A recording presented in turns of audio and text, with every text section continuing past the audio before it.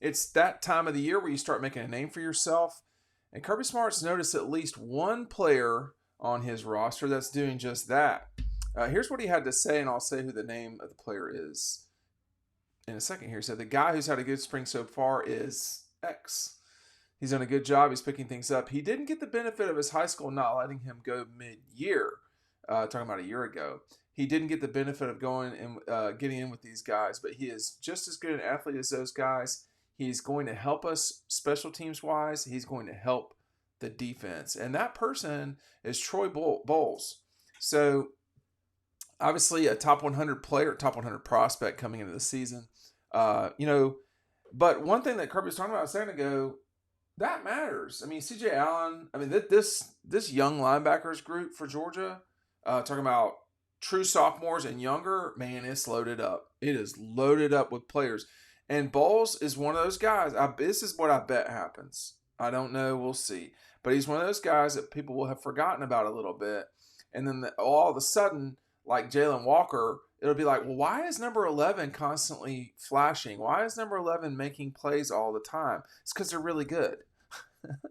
That's usually the answer. But, this is the time of year where you can start making your move. I do not think he will start. I think there's a lot in front of him on that front. But I think that, we started hearing about CJ Allen really in the summer. I'm trying to remember exactly when. By the end of the season, he was starting. So it was definitely in August. Like you kept hearing, like they think he's really good. Kirby doesn't normally do this. This is not something that he typically does with players. He says, hey, this guy's, that's not, he doesn't just bring it up. So bringing it up, it's pretty obvious. Here's the full quote. He said, a lot of youth in there. He says talking about the linebackers, young. That's the first impression. A lot of youth there and a lot of repetitions. Raylan Wilson and CJ Allen are way ahead in terms of playing time, which is true. That's now if you're missing. So CJ Allen's changed his number. He's number 3 now, if I'm not mistaken. Last year he was 33. So if you saw 33 and 5 out there, that's what was going on. So if you're seeing at linebacker this season 3 and 5, that's who those guys will be. Anyway, are way ahead in terms of playing time. They are second string players. This is their second spring players. Excuse me. They were second string players. They are second spring players. This is their second spring to play deep. In a perfect world, we would like these guys to be coming into playing time. That's not the case. They got thrust into and have to learn trial by fire. The guys behind them are younger than them. Between Smile Munden and the next guy up, there's a big gap there. Now let me just stop real quick and just say this real quick. Smile obviously has played a lot. We don't need to know more about Smile Munden. He was a high-level prospect. He came in and so forth. Now it was probably going to be Smile and Pop that were coming back, but when Pop got hurt, CJ Allen came in and played a lot. So Smile Munden, Raylan Wilson, and CJ Allen have played a fair amount of gaps. Okay? A fair amount of plays. And I'm reading the quote here for Kirby next, which is where he goes with this. He says, part of that gap is created because the two young guys played well and were good last year, talking about Wilson and Allen. Part of if you're sitting behind that, sometimes you start questioning what you should do. And then he goes on to say the guys that has good spring so far is Troy Bowles. If Bowles is your backup inside backer, so Munden's probably going to start, and I would think it would be Munden and Allen. But Wilson and it sounds like Bowles, they're also going to be in there too. If you have a foursome like that, where I don't know if they were all top 100 prospects at inside linebacker at Georgia. Of their linebackers that are, that we were signed as linebackers, the only person that was not a top 100 linebacker prospect on the roster right now of the guys who have played so far is Chaz Chambliss. That's it. That's the only person who was not a top 100 prospect. And for the record, that's a statement of fact. That's not me running Chaz Chambliss down. I am far higher on, and have been far higher on Chaz Chambliss then I think the general consensus on him has been, I think what we saw, Chaz Chambliss started against Ohio State, if I'm not mistaken, in the TCU game. Let me make sure I can confirm that that's true. There's so much, I don't think it's vitriol, but like people poo-pooing him. I don't really know if they know what they're talking about. I mean, the guy has been a really good player for Georgia. Is he a first-round draft pick like the guy who replaced Nolan Smith mid-season in 2022? No, I don't think he is a first-round draft pick. But I think the criticism of Chaz Chambliss has been way overdone for what is reality. So anyway, I don't want to get off on Chaz. That is a stacked linebacker group. That group is loaded up. And, I don't think it's going to be any less loaded up when the new guys get here. Well, they're already here. But when the news players get here too, Georgia is so loaded at linebacker, it's crazy. One reason why Sammy Brown may have gone to Clemson was so he could immediately play.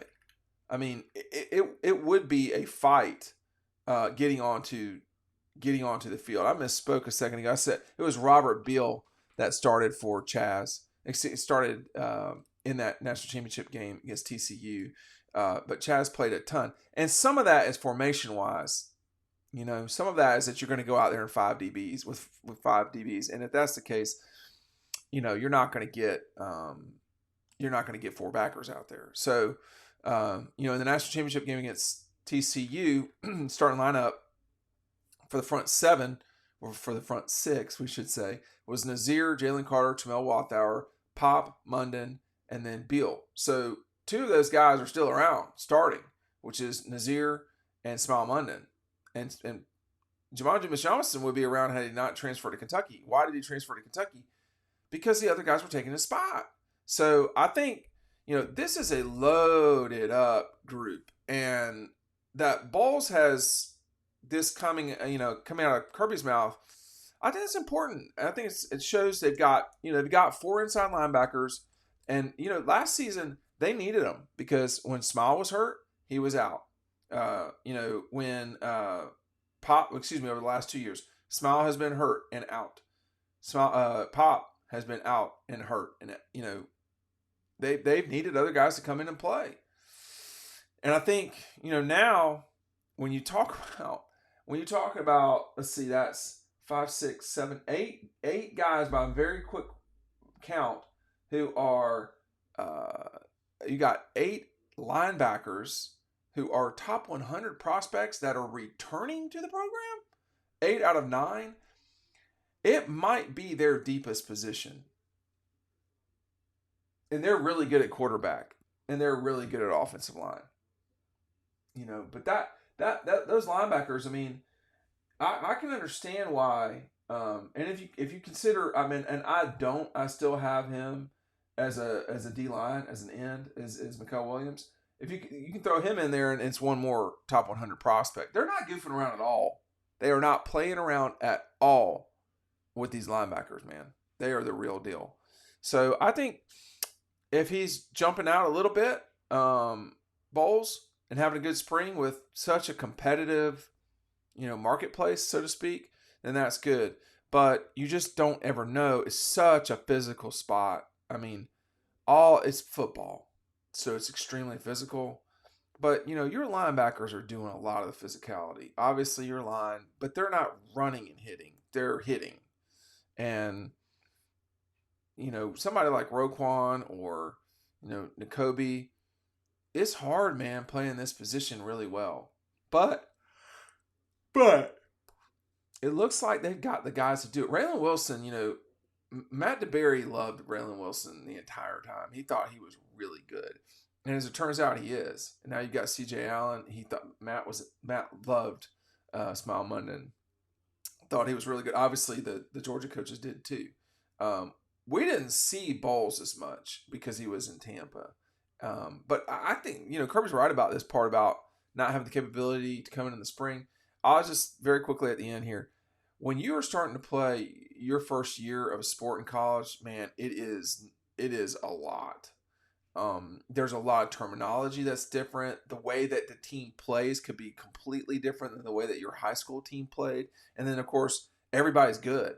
Like, everybody's good. There's no, like, some guy on your team that's a junior and, like, he just made it. He's the number 12 player. Like, that's not out there. These guys are on scholarship in the SEC. So if you're making a name for yourself right now, that means two things. It means there's a little bit of ways to go still, but you're catching people's eyes. Nothing wrong with that.